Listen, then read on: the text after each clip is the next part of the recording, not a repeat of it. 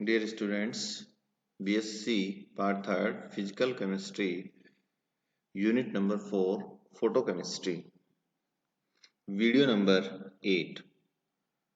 अभी तक आपने क्वांटम यील्ड डिटेक्टर्स के बारे में पढ़ा। आज हम क्वांटम यील्ड को प्रभावित करने वाले कारकों का अध्ययन करेंगे। आई थिंक हम इसे ये भी कह सकते हैं फैक्टर्स अफेक्टिंग क्वांटम यील्ड। आखिर वो कौन से कारक हैं जो क्वांटम लब्धि को प्रभावित करते हैं, जिससे कई बार हमें फाई का मान या क्वांटम यील्ड का मान अत्यधिक प्राप्त होता है और कई बार हमें फाई का मान किसी रिएक्शंस के लिए बहुत कम प्राप्त होता है।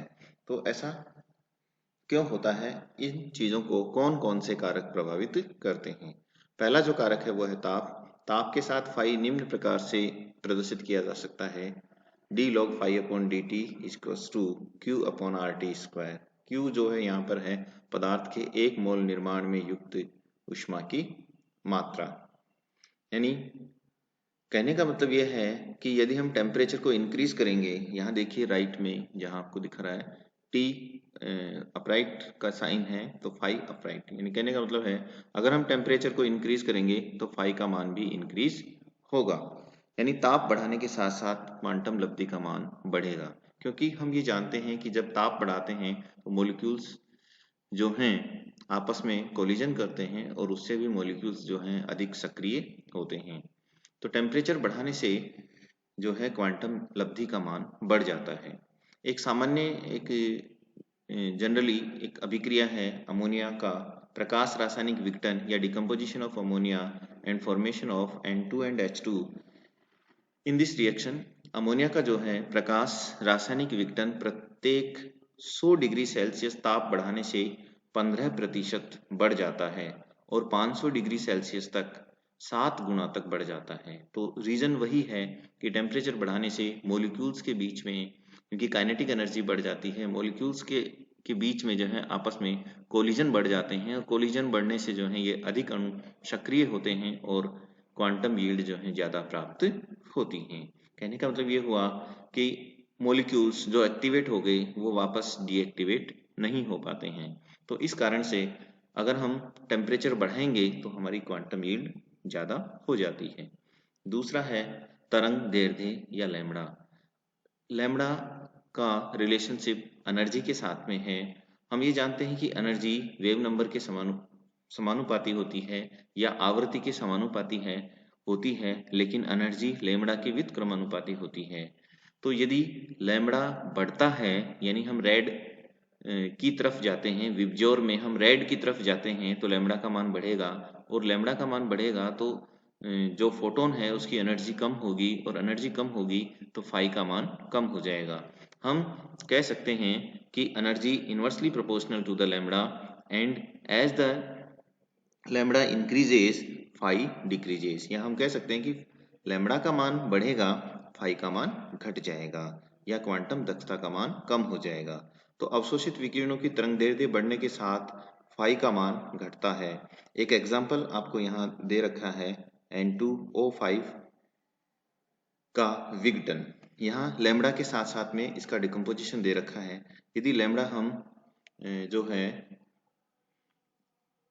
310 यूज करते हैं तो हमारे लिए फाई का मान 2.97 आता है। यदि हम लैम्बडा का मान 365 यानी हमने लैम्बडा बढ़ा दिया तो यही फाई का जो मान है वो घटकर 1.54 हो जाता है। यदि हम लैम्बडा 405 ले लेते हैं तो फाई का मान 0.74 हो जाता है और लैम्बडा का मान 436 ले लेते हैं तो 0.009 रह जाता है। कहने का मतलब है बाईं से जब हम दाईं तरफ की ओर जा रहे हैं, लैम्बडा का मान बढ़ रहा है, एनर्जी का मान कम हो रहा है, तो फाई का मान भी घटता चला जाता है। तो हम सिंपल वे में या साधारण रूप से हम कह सकते हैं कि लैम्बडा के बढ़ने से प्राथमिक वियोजन प्रक्रम की दक्षता कम हो जाती है। तो हम कह सकते हैं कि lambda inversely proportional to the phi. As the lambda increases, phi decreases. तीसरा हमारा फैक्टर है प्रकाश की तीव्रता। प्रकाश की तीव्रता का मतलब है कि प्रकाश की तीव्रता घटने के साथ अभिक्रिया की फाई बढ़ जाती है, यानी फाई proportional 1/intensity। वैसे प्रकाश की तीव्रता प्रति सेकंड इकाई क्षेत्रफल में आपतित होने वाले विकिरणों या फोटॉन्स की संख्या होती है। तो प्रकाश की तीव्रता घटने के साथ फाई का मान बढ़ जाता है, या फाई और इंटेंसिटी दोनों एक दूसरे के व्युत्क्रमानुपाती होती हैं। चौथा है अक्रिय गैस। देखिए, एक अक्रिय गैस की उपस्थिति से क्वांटम लब्धि में वृद्धि होती है। अक्रिय गैस अणुओं की उपस्थिति में प्रारंभिक श्रृंखला अणुओं की दीवार से टकराना बाधित हो जाता है और उससे श्रृंखला बंद करने वाले पद घट जाते हैं और रिएक्शन की गति तेज हो जाती है। एक्चुअल में होता क्या है कि किसी भी रिएक्शन चैम्बर में कोई रिएक्शन हो रही है, हमने उस रिएक्शन चैम्बर में फोटोन आपतित किए, फोटोन के आपतित होने से मॉलिक्यूल्स सक्रिय हो जाते हैं और मॉलिक्यूल्स लगातार आपस में टक्कर करते रहते हैं। सक्रियत अणु यदि दीवार पर या पात्र की दीवार पर टकराता है तो वह अपनी एनर्जी खो देता है, और यदि वह अपनी एनर्जी खो देता है तो मॉलिक्यूल डीएक्टिवेट हो जाएगा और उत्पाद में परिवर्तित नहीं हो पाएगा, जिससे क्वांटम यील्ड घट जाती है। लेकिन यदि हम उस रिएक्शन चैम्बर में थोड़ी सी अक्रिय गैस मिला दें तो हमारी क्वांटम यील्ड बढ़ जाती है, क्योंकि अक्रिय गैस के अणु सक्रियत अणुओं को दीवार पर टकराने से रोकते हैं। यदि मान लीजिए कोई मॉलिक्यूल जो एक्टिवेट हो गया है फोटोन के अवशोषण के पश्चात, वह जाकर के दीवार से टकराने लगता है तो वो डीएक्टिवेट होने की संभावना उसकी बढ़ जाती है। यदि अक्रिय गैस का अणु उस अणु से टकरा जाता है, सक्रिय अणु से टकरा जाता है, तो वह सक्रियत अणु दीवार पर नहीं टकराएगा, और दीवार पर यदि नहीं टकराएगा तो वह डीएक्टिवेट नहीं होगा और अभी भी सक्रिय बना रहेगा। यदि वो अभी भी सक्रिय बना हुआ है तो वह उत्पाद में परिवर्तित हो जाएगा। तो कहने का अर्थ ये हुआ कि अक्रिय गैस सक्रिय अणुओं को दीवार पर टकराने से रोकने का कार्य करती है। तो यदि किसी रिएक्शन चैम्बर में अक्रिय गैस मौजूद है तो वह सक्रिय अणु को दीवार पर टकराने से रोकने का कार्य करती है, जिससे क्वांटम यील्ड का मान बढ़ जाता है, सक्रिय अणु डीएक्टिवेट नहीं हो पाते हैं। अतः अक्रिय गैस भी यहाँ पर एक महत्वपूर्ण भूमिका अदा करती है क्वांटम दक्षता बढ़ाने में। अब हम चलते हैं क्वांटम दक्षता के आधार पर फोटोकेमिकल रिएक्शंस को 3 प्रकार के समूह में वर्गीकृत करते हैं। ये 3 प्रकार के समूह हैं: अत्यधिक क्वांटम लब्धि, अत्यंत कम क्वांटम लब्धि और छोटी पूर्णांक क्वांटम लब्धि। यानी क्वांटम दक्षता के आधार पर फोटोकेमिकल रिएक्शंस को हमने 3 भागों में बांट दिया। वे केमिकल रिएक्शन जिनकी क्वांटम लब्धि बहुत ज्यादा होती है, वे केमिकल रिएक्शन जिनकी क्वांटम लब्धि बहुत कम होती है, और तीसरा जो प्रकार है वो छोटी पूर्णांक क्वांटम लब्धि, जिनका मान 2, 3, 4 के आसपास होता है। पहले हम अध्ययन करेंगे अत्यधिक क्वांटम लब्धि, या फाई का मान इकाई से अधिक होता है, मोर देन 1, या बहुत ज्यादा होता है। CO और Cl2 की जब आपस में रिएक्शन कराई जाती है, फोटोकेमिकल फोटोन्स जब इन पर आपतित होती हैं तो COCl2 बनता है। लैम्बडा यहाँ 4000 एंगस्ट्रॉम से 4360 एंगस्ट्रॉम यूज किया जाता है। फाई का मान 10⁻³ आता है। H2Cl2 पर जब हम फोटॉन्स आपतित करते हैं तो 2HCl का जब फॉर्मेशन होता है तो यहाँ फाई का मान 10⁻4 से लेकर 10⁻6 तक। इस रिएक्शन को हम पहले भी डिस्कस कर चुके हैं। H2O2 का जब डिकम्पोजिशन होता है फोटोन HNu की प्रेजेंस में तो 2H2O और जल बनता है, और फाई का मान 7 से अधिक होता है। इन सब रिएक्शंस में फाई का मान अत्यधिक होता है। प्रकाश रासायनिक अभिक्रिया 2 प्रक्रमों द्वारा संपन्न होती हैं। ऐसा क्यों होता है, इसको समझने के लिए पहला है प्राथमिक प्रक्रम। प्राथमिक प्रक्रम में कोई भी मॉलिक्यूल AB फोटोन का अवशोषण करता है और वह सक्रिय अणु AB स्टार में कन्वर्ट हो जाता है। अब ये अणु जो हैं फोटोन की प्रेजेंस में ही पुनः जो है एक स्टार जो है और एनर्जी अवशोषित करके ये A स्टार और B स्टार, या A फ्री रेडिकल और B फ्री रेडिकल में भी जो है टूट जाता है। तो प्राथमिक प्रक्रम द्वितीय प्रक्रम में क्या होता है कि इस प्रक्रम में जो उत्तेजित अणु होते हैं या परमाणु होते हैं या मुक्त मूलक भाग लेते हैं, लेकिन प्रकाश अनिवार्य नहीं होता, अंधेरे में भी ये संपन्न होता है। इस प्रक्रम में आगे से आगे कई क्रियाकारी अणु भाग लेते हैं और फाई का मान 1 से विचलित हो जाता है, यानी जो AB जो एक्टिवेट हो गया वो प्रोडक्ट में कन्वर्ट होता है। कई बार ये भी होता है कि प्राथमिक प्रक्रम में जो मॉलिक्यूल है फोटोन का अवशोषण करने के पश्चात या तो वो एक्साइटेड मॉलिक्यूल में कन्वर्ट हो जाता है, या अगर मान लीजिए क्रियाकारी अणु फोटोन के अवशोषण के पश्चात वो मुक्त मूलक में भी परिवर्तित हो जाता है। लेकिन द्वितीय प्रक्रम में जो है, जो मॉलिक्यूल एक्टिवेट हो गया वो प्रोडक्ट में कन्वर्ट हो जाता है, और द्वितीय प्रक्रम ही जो है फाई के लिए उत्तरदायी होता है। क्यों? कई बार क्या होता है कि प्राथमिक प्रक्रम में जो मॉलिक्यूल एक्साइटेड हुआ वो बाद में डीएक्टिवेट हो जाता है, तो वो प्रोडक्ट में कन्वर्ट नहीं हो पाता। अगर प्रोडक्ट में कन्वर्ट नहीं होता, हमारी क्वांटम यील्ड कम हो जाएगी या घट जाएगी। तो यहाँ हम आगे चलते हैं। उच्च क्वांटम लब्धि के ऐसे कौन से कारक हैं, क्या क्या कारण हैं जिनके द्वारा क्वांटम लब्धि अधिक होती है? पहला है, प्राथमिक पद में बने उत्तेजित अणु, परमाणु या मूलक यदि द्वितीय प्रक्रम में भाग लें और इस द्वितीय प्रक्रम में बना हुआ कण भी उत्तेजित हो, तो यह प्रक्रम तब तक चलता रहता है जब तक कि अभिक्रिया को रोका न जाए या बंद न किया जाए। तो यह अभिक्रिया लगातार चलती रहती है। दूसरा इसका कारण है, कुछ अभिक्रियाओं में एक श्रृंखला स्थापित हो जाती है और क्वांटम लब्धि बढ़कर 10⁵ 6 तक पहुंच जाती है।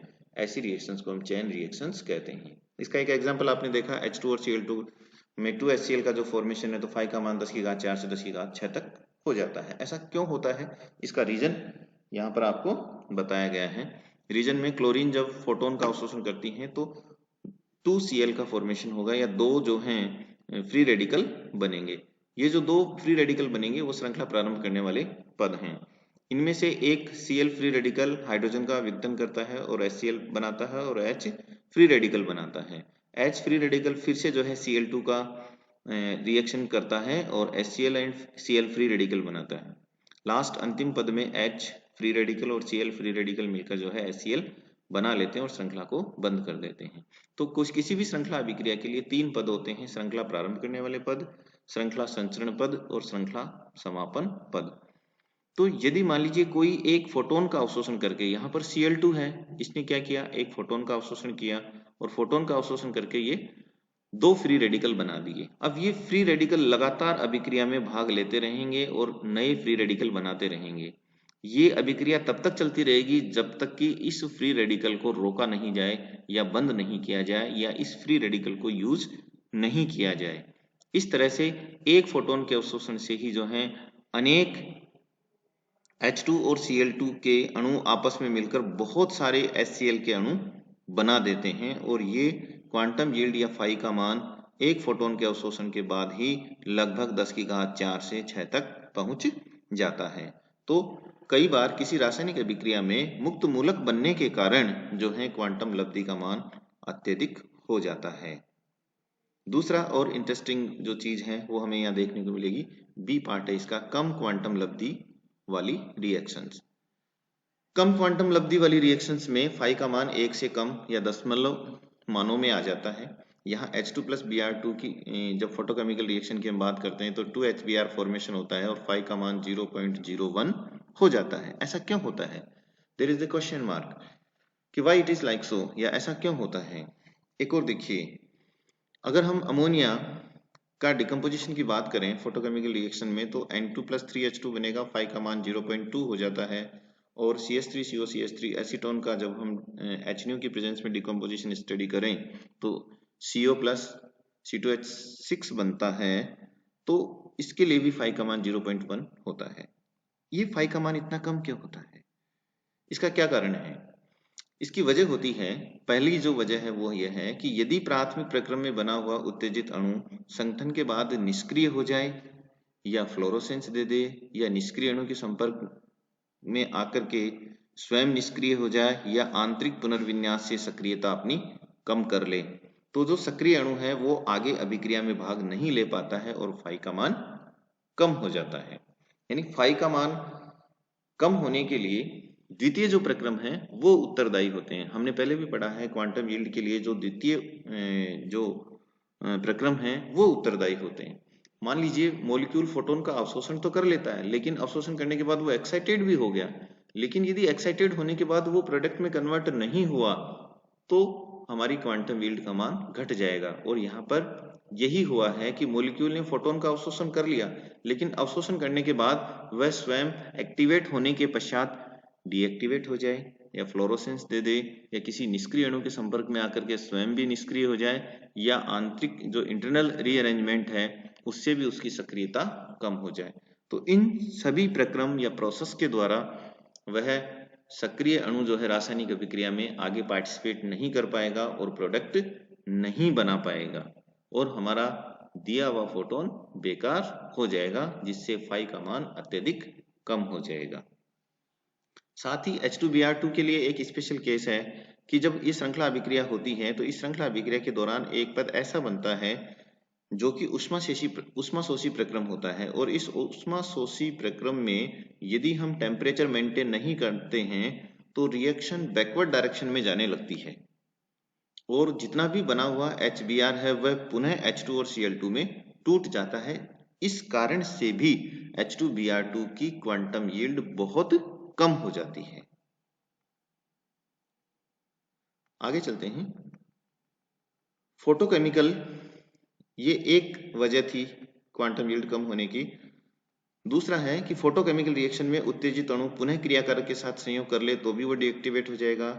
जीवन काल सक्रिय अणु का 10⁻⁷ से 10⁻⁸ सेकंड होता है। यदि इसको दूसरा क्रियाकारक नहीं मिले तो वो फ्लोरोसेंस देकर के भी निष्क्रिय हो जाता है। और ये जो क्वेश्चन मार्क है उसका रीजन यहाँ पे लिखा हुआ है, वो है कि कम क्वांटम लब्धि के कारण और क्या है। H2+Br2 में प्रथम प्राथमिक पद H2+Br फ्री रेडिकल से HBr+H फ्री रेडिकल बनेगा, जो कि उष्माशोषी पद है। यदि ताप ना बढ़ाया जाए तो अभिक्रिया पश्च दिशा में आने लगती है, यानी जो भी HBr बना है वो वापस H2 और Br फ्री रेडिकल में कन्वर्ट होने लगता है, एवं कुछ थोड़ी मात्रा में बना हुआ उत्पाद भी क्रियाकारकों में वापस टूट जाता है एवं फाई का मान घट जाता है। अभिक्रिया आगे नहीं बढ़ती है, जिससे क्वांटम यील्ड या फाई का मान बेहद कम हो जाता है। जैसा कि आपने देखा H2+Br2 एग्जाम्पल नंबर 1 में, यहाँ देखिए जहाँ कृषर है H2+Br2 Hν = 2HBr, फाई का मान 0.01। तो ये कुछ रीजन्स हैं, 3-4 कारण हैं जिनके द्वारा क्वांटम यील्ड कम हमें प्राप्त होती है। अब कुछ ऐसी रिएक्शन हैं जो कम पूर्णांक वाली रिएक्शंस होती हैं, वो हैं जैसे फाई का मान 2, 3, 4 जैसे होता है। यदि 2HI की हम बात करें, डिकम्पोजिशन, फोटोकेमिकल डिकम्पोजिशन की बात करें तो H2 और I2 बनेगा और फाई का मान 2 होगा। SO plus Cl2 photochemical reaction में पार्टिसिपेट होकर के SO2 Cl2 बनाता है, फाई का मान 1 होता है। और ऑक्सीजन के 3 मॉलिक्यूल यदि लेकर के हम फोटोकेमिकल रिएक्शन में आपस में इनको मिलाते हैं तो ओजोन के 2 अणु तैयार होते हैं और फाई का मान 3 प्राप्त होता है। तो इस प्रकार से हमने यहाँ पर 3 प्रकार की फोटोकेमिकल रिएक्शंस पढ़ी, उनके एग्जाम्पल्स पढ़े, उनके कारणों की हमने एक्सप्लेनेशन यहाँ पर पढ़ी है कि किन कारणों से फाई का मान उच्च होता है। Due to formation of a free radical during the reaction which take part in the reaction continuously. कुछ रिएक्शंस ऐसी होती हैं जिनमें जो है फाई का मान बहुत कम होता है। उसका रीजन यही है कि during the reaction there is a step which is endothermic. Due to this endothermic reactions, if we does not supply the temperature, then reaction come into the backward direction. Reaction जब backward direction में आ जाती है तो हमारा बना हुआ जो थोड़ा बहुत मात्रा में जो प्रोडक्ट होता है वो भी रिएक्टेंट में कन्वर्ट हो जाता है और क्वांटम यील्ड बहुत कम हमें प्राप्त होती है। धन्यवाद, आज इतना।